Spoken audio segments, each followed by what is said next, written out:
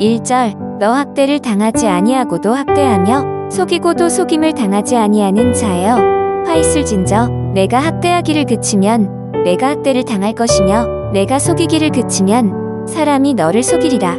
2절 여호와여 우리에게 은혜를 베푸소서 우리가 주를 앙랑하오니 주는 아침마다 우리의 팔이 되시며 환난 때에 우리의 구원이 되소서. 3절 요란한 소리로 말미암아 민족들이 도망하며 주께서 일어나심으로 말미암아 나라들이 흩어졌나이다. 4절 황충의 때같이 사람이 너희의 노량물을 모을 것이며 메뚜기가 뛰어오름같이 그들이 그 위로 뛰어오르리라. 5절 여호와께서는 지극히 존귀하시니 그는 높은 곳에 거하시며 정의와 공의를 시온에 충만하게 하심이라. 6절 내 시대에 평안함이 있으며 구원과 지혜와 지식이 풍성할 것이니 여호와를 경외함이 내 보배니라. 하나님은 은혜를 베푸십니다. 여기 2절에 우리에게 은혜를 베푸소서라는 단어는 히브리어로 하난입니다. 하난의 뜻은 호의를 베풀다, 자비를 베풀다, 불쌍히 여기다는 뜻입니다. 다시 말해 하나님은 호의를 베푸시는 분입니다. 하나님은 자비를 베푸시는 분이십니다. 하나님은 불쌍히 여겨주시는 분이십니다. 베풀다는 것은 의학사전에 보면 받아 누리게 한다 그런 뜻이죠. 다시 말해 하나님은 은혜를 베푸시고 은혜를 받아 누리게 하시는 분이십니다. 본문의 배경은 당시 남유다의 통치자는 유다 제13대 왕이 되는 히스기야 왕으로 아수르 왕 사네립이 침략해 온 상황이었습니다. 아수르가 침략해 온 상황에서 남유다는 두려워 떨며 걱정과 근심과 염려 속에 있었습니다. 이때 하나님은 시기적절하게 은혜를 베푸십니다. 프랑스의 모랄리스트이며 수필가며 기독교 철학자인 장 트라쿠에르는 이런 말을 했습니다. 많이 주는 것보다 제때에 주는 것이 베품이다. 그렇게 말했습니다. 제때에 주는 것이 제대로 된 베품임을 말씀합니다. 그렇습니다. 하나님은 제때에 남유다에게 하나님의 은혜를 베푸십니다. 하나님은 제때에 호의를 베푸시고 하나님은 제때에 자비를 베푸시며 불쌍히 여겨 주십니다. 히브리서 4장 16절에 그러므로 우리는 긍휼하심을 받고 때를 따라 돕는 은혜를 얻기 위하여 은혜의 보좌 앞에 담대히 나아갈 것이니라. 여기 때를 따라라는 유카이로스는 때에 맞는 좋은 기회, 시기에 알맞는 적합한 이런 뜻이죠. 하나님은 때에 맞는 은혜를 베푸신다는 겁니다. 하나님은 적합한 때에 은혜를 베푸시고 하나님은 알맞은 시기에 은혜를 베푸신다는 그런 뜻입니다.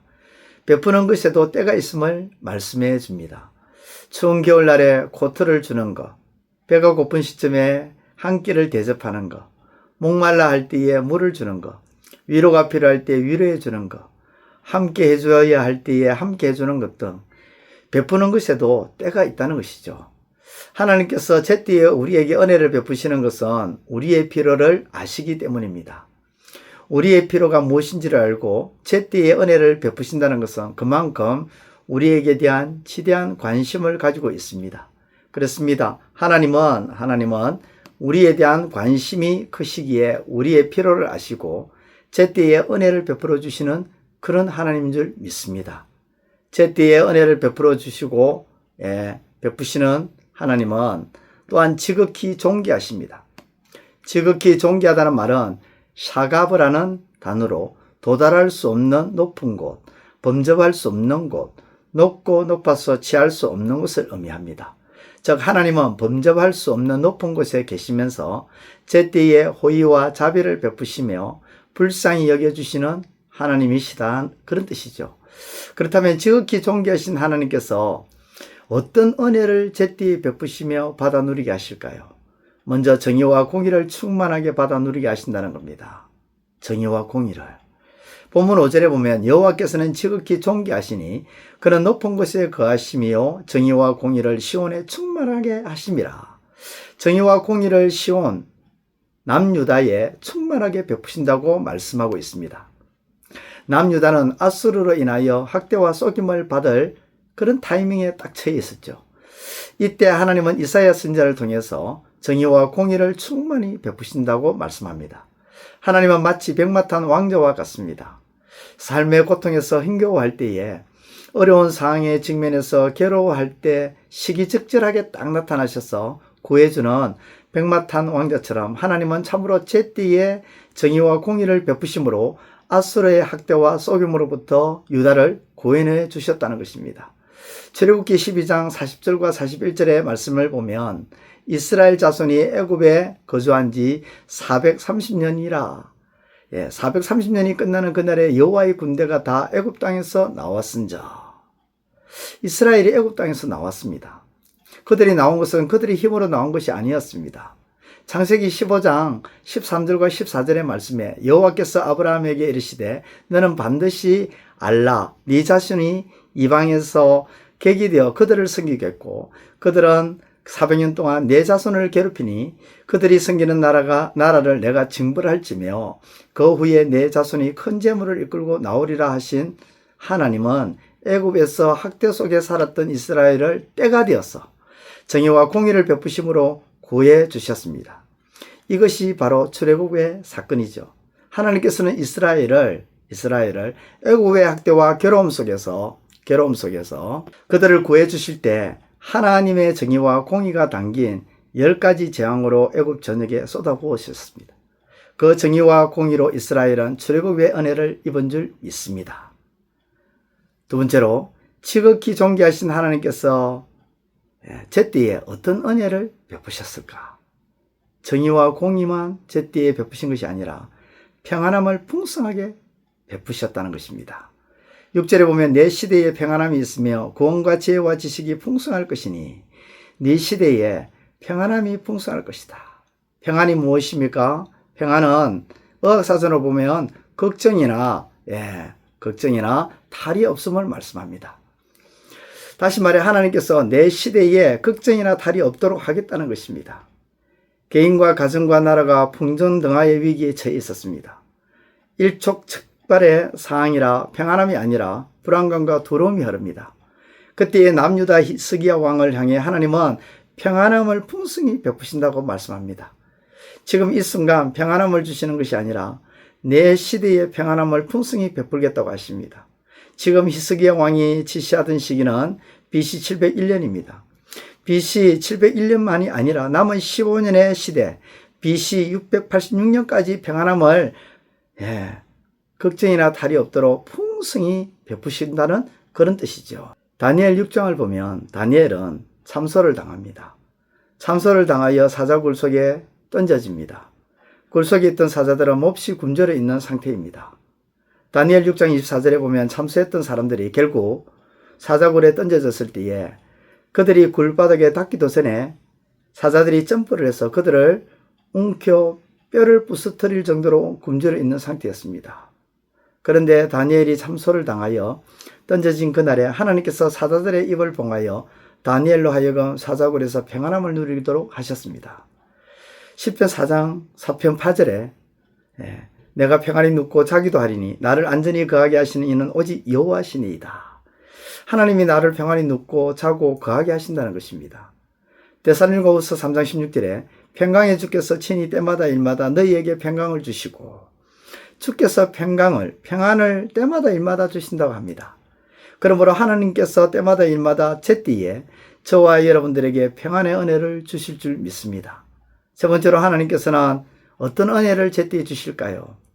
구원과 지혜와 지식의 은혜를 풍성하게 베푸신다고 말씀합니다. 6절에 보면 내 시대에 평안함이 있으며 구원과 지혜와 지식이 풍성할 것이니 여호와를 경외함이 보배니라.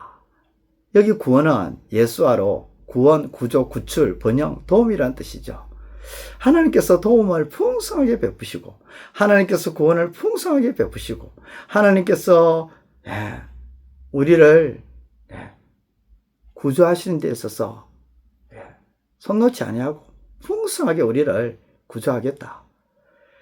지극히 높으신 하나님께서, 존귀하신 하나님께서, 범접할 수 없는 하나님께서 제때에 이런 구원의 도움의 은혜를 풍성하게 베풀어 주시겠다는 겁니다. 그렇습니다. 하나님은 우리에게 하나님의 그 은혜를 제때에 베풀어 주신다고 말씀합니다. 정의와 공의의 은혜를 제때에 베풀어 주시고 또 평안의 은혜를 제때에 베풀어 주시며 또 구원과 지혜와 지식의 이런 구원, 도움, 구조 이런 은혜를 제때에 풍성하게 베풀어 주시겠다고 약속하십니다. 이런 은혜를 제때에 베푸시겠다고 하시는 이 하나님께 오늘 우리는 어떻게 해야 될까요? 여호와를 경외해야 될 줄 믿습니다. 여호와를 경외해야 될 줄 믿습니다. 경외는 의학사전에서 공경하고 두려워한다는 뜻입니다. 그러므로 제때에 은혜를 베푸시는 하나님을 공경하고 두려워해야 할 줄 믿습니다. 올 2025년 우리 재건중앙교회의 표의 주제가 무엇입니까? 여호와를 경외하라. 적합한 때에 은혜를 베푸시고 딱 알맞는 때에 은혜를 베푸시고 때를 따라 은혜를 베푸시는 그 하나님께 감사함으로 경외해야 될 줄 믿습니다. 하나님을 경외함으로 하나님께서 제때에 베푸시는 그 은혜를 온전히 받아 누리시는 저와 여러분들의 삶이 되시기를 우리 주님의 이름으로 축원드립니다. 기도드리겠습니다. 하나님 아버지, 은혜를 너무도 감사를 드립니다. 오늘 하루도 주님께서 베풀어 주시는 그 은혜, 제때에 베풀어 주신 은혜, 그 은혜를 기억하며 감사함으로 살아가는 저희들 되게 하여 주옵소서. 예수님의 이름으로 기도드리옵나이다. 아멘. 이제 오늘 받은 말씀으로 함께 기도하겠습니다.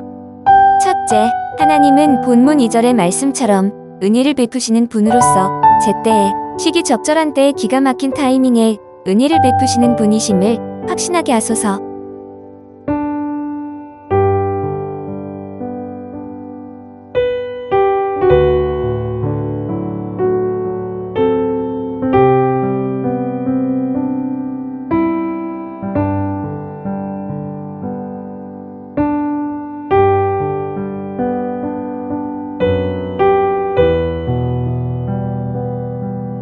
둘째, 존귀하신 하나님께서는 공의와 정의의 은혜, 평안함의 은혜, 구원의 은혜를 제때에 베푸시는 주를 믿고 하나님을 경외함으로 제때에 베푸시는 하나님의 은혜를 받아 누리게 하소서.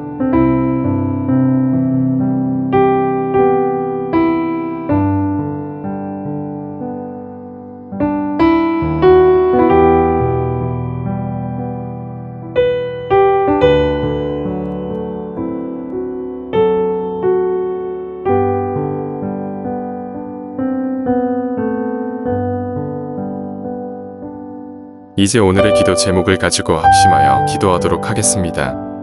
첫 번째, 하나님의 거룩함을 경외하며 하나님의 거룩함을 경외하는 것이 바로 우리를 겸손하게 만들며 우리에게 지혜의 시작임을 깨닫게 하소서.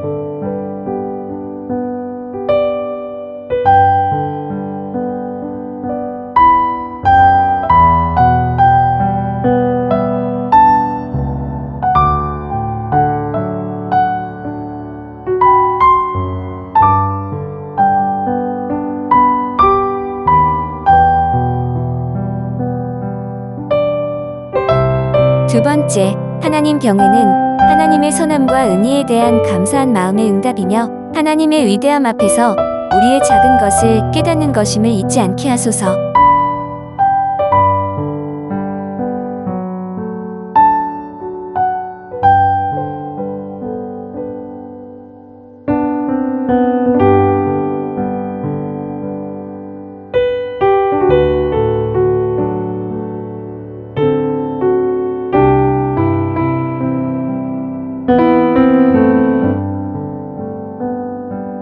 세 번째, 하나님을 경외하는 자들에게는 부족함이 없을 뿐 아니라 하나님을 경외하기에 하나님을 의지하며 하나님이 도움이 되시고 방패가 되심을 확신하는 줄 알게 하소서.